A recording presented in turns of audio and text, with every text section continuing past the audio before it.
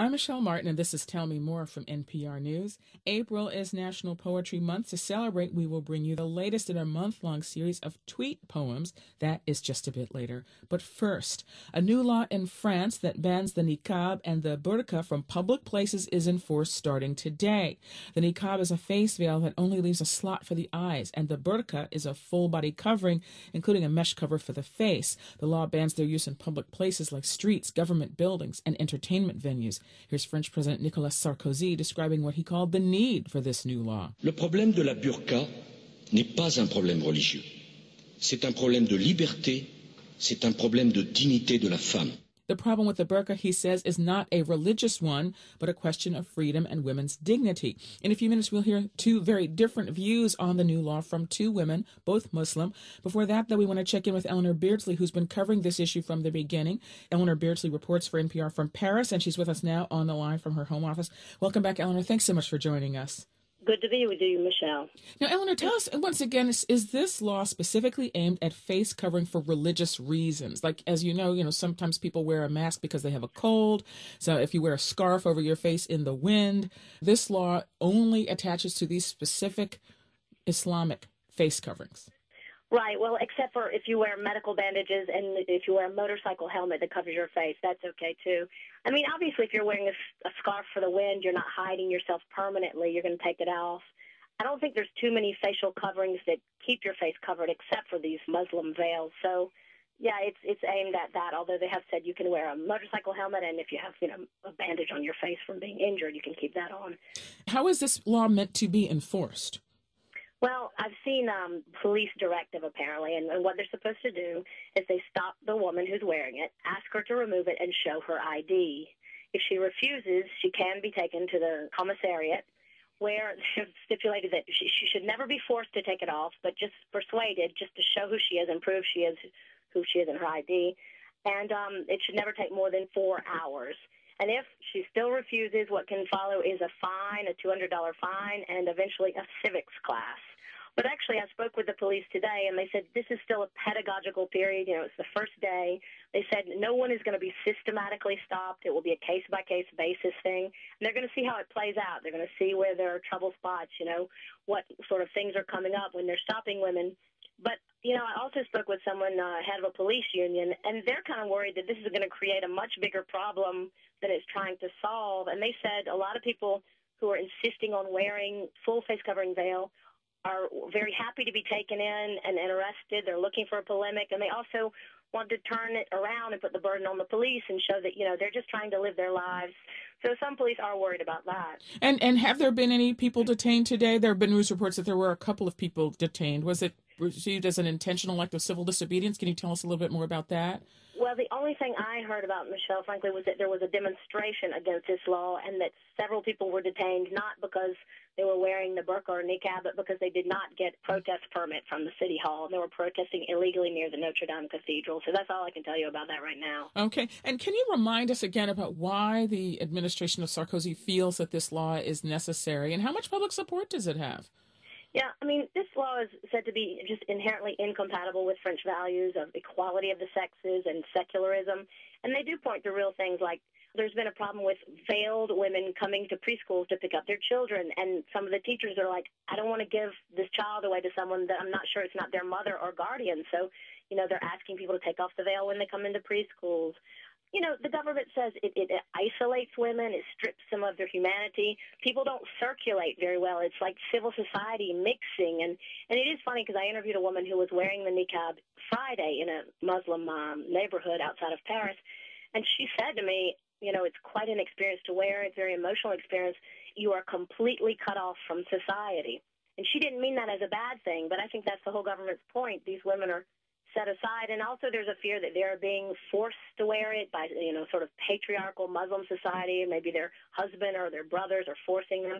So there's all these worries. It also leads to this sort of burqa mentality, like people say, like separate hours at the swimming pools for boys and girls, public swimming pool, men and women not being able to shake hands, women not being able to be treated by male doctors. So this all is sort of part of this sort of culture of separating women out. And that's what I think the government doesn't like, and that really is not a part of French values. And tell me, and I'm going to turn to our two other guests in a minute, but tell me, how is this law being received broadly across France? What's public reaction been to this? Yeah, well, last year there was a huge debate, and you heard every side, what the side I've just explained about, secularism and equality. And then you also heard people say, come on, you can't even dress how you want in France. We're going to go after the tiny, tiny minority of women wearing this. Leave them alone. This is infringing on rights. That was last year. And sort of 6 months ago, once the law was adopted, we haven't heard a word. Frankly, if it weren't for the TV and radio talking about it today, I feel like you would never know that the law was going into force. Now, that might change. Maybe there will be some incidents. I feel, just from what I've been observing, that this law is going to go into force, and there might be some problems in the beginning, but I feel it's going to be accepted eventually. As you might imagine, the law stirs strong views, has stirred strong views among Muslims and non-Muslims. So now we want to call upon two women, both of whom are Muslim, for their perspective. We're going to ask Eleanor Beardsley to stay with us to tell us more about her reporting if she feels that she would like to. But first, sure. Sihem Habshi is the president of the French Muslim feminist group Ni Pute Ni Soumise, which translates to neither whores nor submissives. The group has come out strongly in favor of the ban. And Sihem Habshi is with us by phone from Paris. Welcome. Thank you for joining us. Hi. Also with us, Nabila Ramdani. She's a French journalist of Algerian background. She's written a number of commentaries for London's Guardian newspaper expressing her opposition to the new law. She contributes regularly to publications in France, the United Kingdom, and throughout the Middle East, and she's with us today from London. Nabila, thank you so much for joining us also. Hello. Sihem, why don't we start with you? As a person of the faith, why do you support this ban on the niqab and the burqa? Because I'm fighting against any kind of oppression against women. And people know from Paris to Kabul that the niqab is a sign of oppression, but also the sign of how the fundamentalist groups want to separate women and men in the public area. That is, for us, segregation. I'm fighting against any kind of segregation, exclusion, social exclusion, but also among our community. Why we put this pressure on women. That's why we need to be supported, but I'm not fighting for a repression of women. My organization fights for pedagogy and to give the hand to all these women who today they have no other discourse that are given to them. If you're just joining us, you're listening to Tell Me More from NPR News. We're talking about the ban on all forms of face veils that went into effect today in France. We're speaking with Sihem Habshi. She's the president of a French Muslim feminist group who strongly supports the ban, and also Nabila Ramdani, a French journalist of Algerian background who has written a number of commentaries on this issue. She strongly opposes the ban. Also with us, Eleanor Beardsley, who reports on France for NPR. Nabila Ramdani, what about you? What is your thought about this, and why are you opposed to it?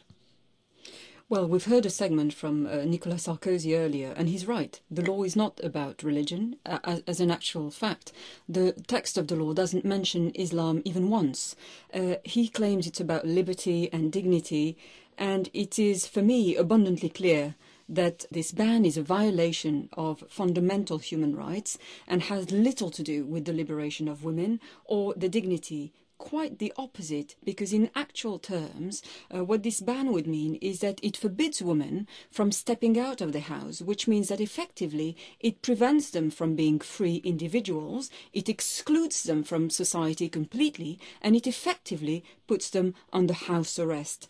It's, in fact, a very sinister state interference into religious matter and a cynical political move to capture the far-right vote ahead of the presidential elections next year.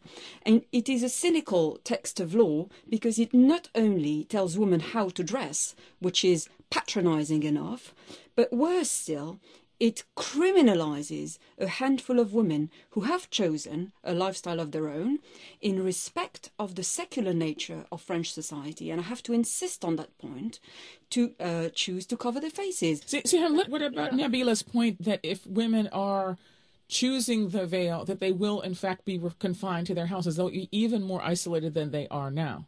No, sorry, I'm working on the grassroots and with this kind of women, okay? There is a contradiction. From Al-Azhar said that it's not a religious obligation to wear the full face. Okay, everyone is saying that, but in the same time, some persons are defending the burqa as a religious belief and choice. I don't understand. I don't understand why there is different kind of discourse. If you are in Afghanistan, the burqa and the niqab is bad, okay? But here in Europe and in UK, it's okay. I know a lot of women who have this oppression and pressure in their body. You don't have any choice. If you grow up in a place, you have this education, and you have men that follow you if you don't respect their ruls. So today, with all due respect, Siham, in this time, I'm not having any lesson from, especially country where they tolerate not only fundamental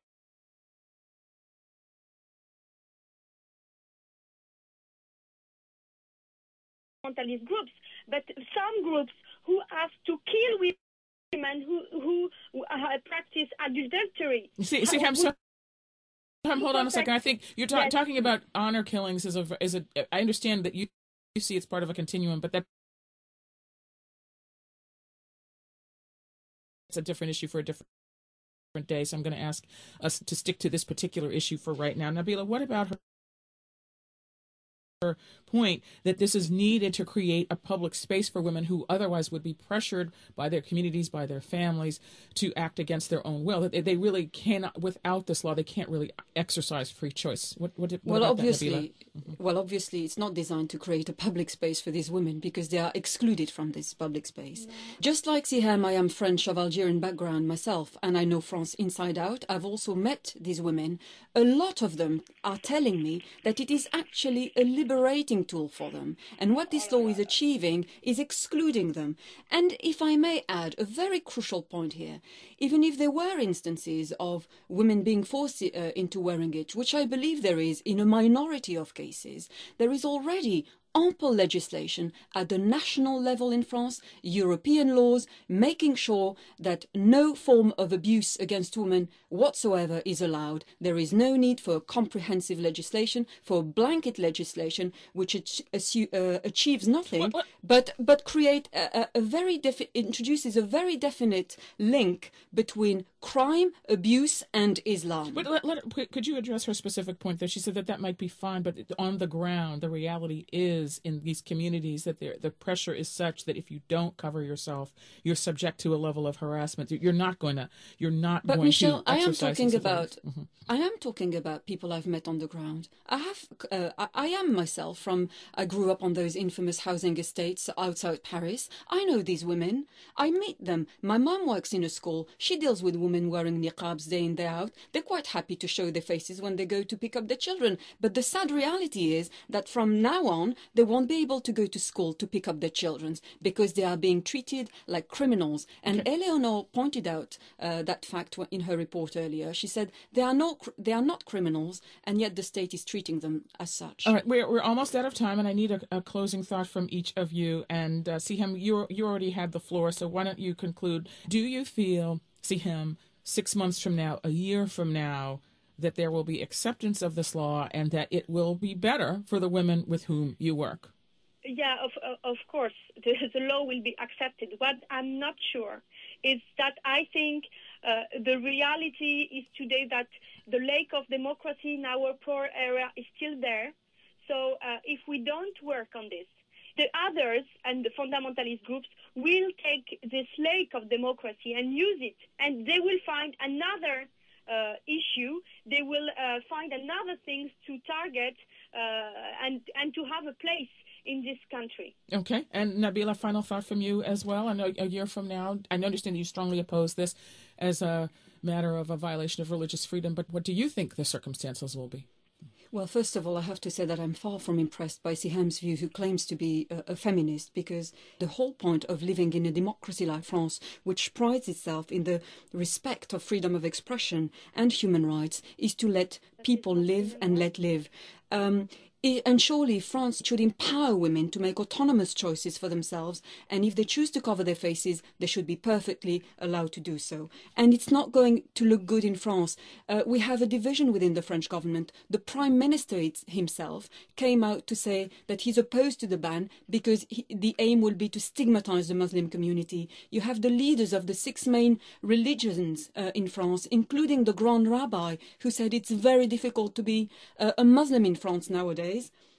And he said it's even worse now with this debate and this law, which divides people and, in fact, encourages disrespect instead of uniting them. So it's not looking good. It's very grim. And I know a lot of people who will challenge the ban. They will take the cases to the European laws, courts of law. And that's my final question for Eleanor Beardsley. I wanted to ask you, Eleanor, what is the next step here? As you heard from this conversation, very strong views on both sides. And I do appreciate all of you for participating in this conversation.